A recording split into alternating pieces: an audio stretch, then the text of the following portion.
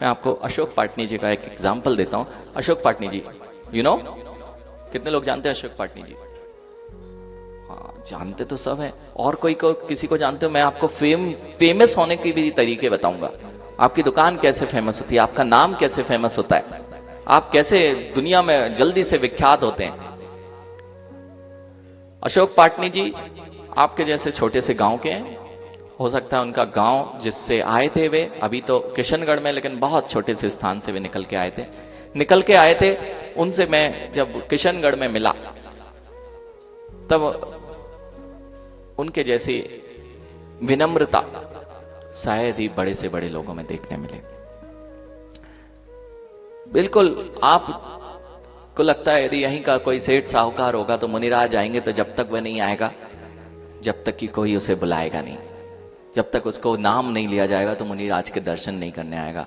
वह व्यक्ति जो अभी जैनियों में भामाशाह के रूप में देखा जा रहा है, वो व्यक्ति यदि आता है, यदि कोई भी दिगंबर मुनि आ जाता है तो सबसे पहला काम उसका उनके चरणों में पहुंचने का होता है। आप लोग गाड़ियों से नहीं उतर पाते, हो सकता है चलते हुए गाड़ियों से ना उतर पाए, महाराज जी निकल जाए चलते हुए गाड़ियों से ना उतर पाए, वह व्यक्ति आता है और गुरुओं के साथ में किलोमीटर तक पैदल विहार करता है। आप लोग व्यस्त है ना? आप लोगों का बड़ा व्यापार है कि उनका बड़ा व्यापार है? आप कहते हो हमारा इतना बड़ा व्यापार हो जाएगा ना तो हम फ्री हो जाएंगे, यानी ऐसा संभव नहीं है। बहुत सारे के बहुत सारे व्यापार हैं, लेकिन और बिजी हो गए हैं, फ्री नहीं हुए हैं। उनका व्यापार कैसे बढ़ रहा है मैंने पूछ ही लिया। मैंने पूछा आपका व्यापार इतना नाम कैसे चल गया इतने अचानक से? आप कहते हैं हम लोग तो सामान्य थे, लेकिन कुछ करने का एक संकल्प था, डिटर्मिनेशन था, कुछ ना कुछ लक्ष्य लेके चले थे। जब आए छोटे से गांव से फिर से छोटे से गांव, पास वाले गांव में आए, वहां पर पत्थर का व्यापार, स्टोन्स का व्यापार प्रारंभ किया। कहते वहां पर किया तो मैंने कहा ऐसे तो बहुत सारे स्टोन के व्यापारी होते हैं।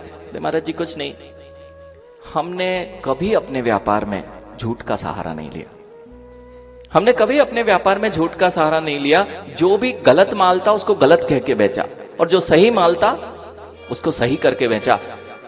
हमें कोई भी अपनी पब्लिसिटी करने की जरूरत नहीं पड़ी। जो एक बार माल हमसे लेके जाता था, वह 10 लोगों को बोलता था कि भाई जैन साहब के यहां से लेके आना, वहां चीटिंग नहीं होती है।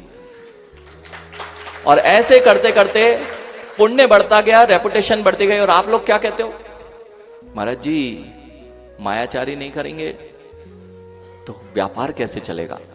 तुम्हारा व्यापार चल रहा है लेकिन लो लेवल पर क्यों आता है? चीट नहीं करोगे तो रेपुटेशन बनेगी, इथिकल वैल्यूज के साथ में व्यापार करोगे तो लोगों की जो तुम्हारे ऊपर श्रद्धा है, तुम्हारे ऊपर विश्वास है, वह दूसरी जगह चढ़ना नहीं चाहेगा, तुमसे ही व्यापार करना चाहेगा।